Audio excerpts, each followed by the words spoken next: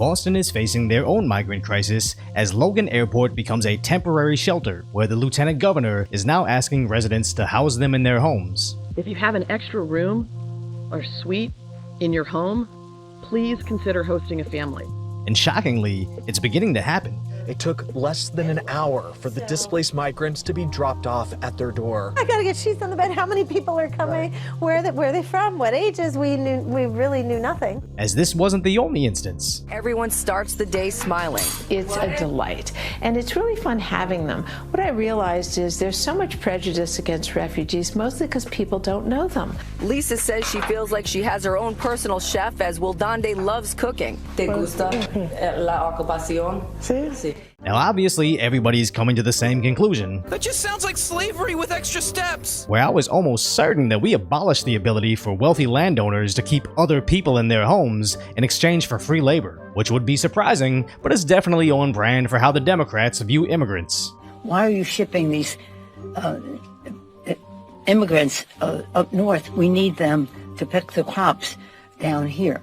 But if I learned anything in the last few years, is you can get away with some pretty heinous actions as long as you hide it under the veil of wokeness. Affirmative action is just another way of saying, I don't think these minorities are smart enough to compete with these other minorities. So colleges having the official stance of bigotry sounds insane. Just imagine if we treated academia like we did the NCAA, where every single D1 college now needs to have equal representation of people that look like Decoy on their defensive line. College football scores would be in the hundreds every single game, but at least I would be able to shed a tear and say, those terrible football players look just like me. And this is just the same level of insanity in social justice, DEI, or any other woke movement that's just a synonym for racism. As long as the Democrats are pushing it, it's apparently alright, up to and including 2024's version of slavery. Because when you look at the Boston Herald's reporting on their homeless migrants, they state a shelter that just opened under 2 weeks ago is already getting to its 400-person capacity, as Boston Mayor Wu stated they will also temporarily house up to 30 migrants overnight. But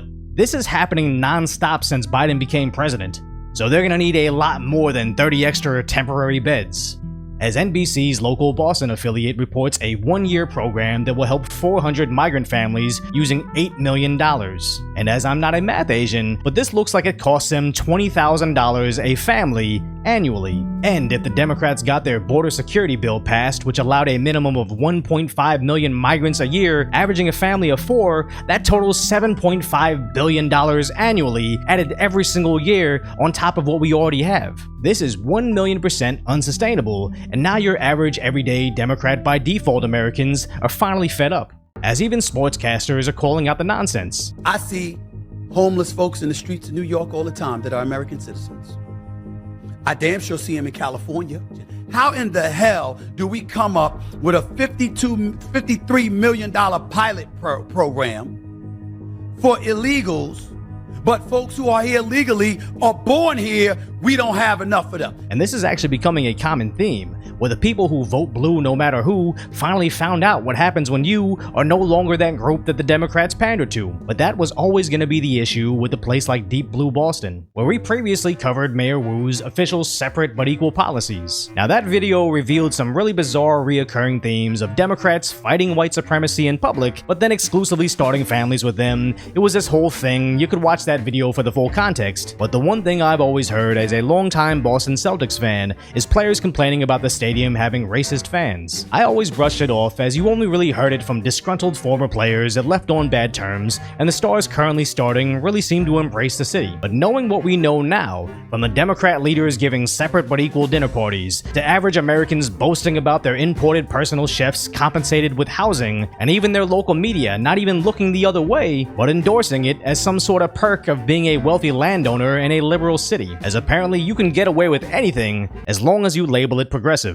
So if you appreciate learning about these loopholes over my lighthearted but concise commentary on the tragic status that is today's reality, hopefully I've earned your subscription, then go check out the video on how Tucker Carlson is finally getting his revenge on the corporate dinosaur media's so-called journalists.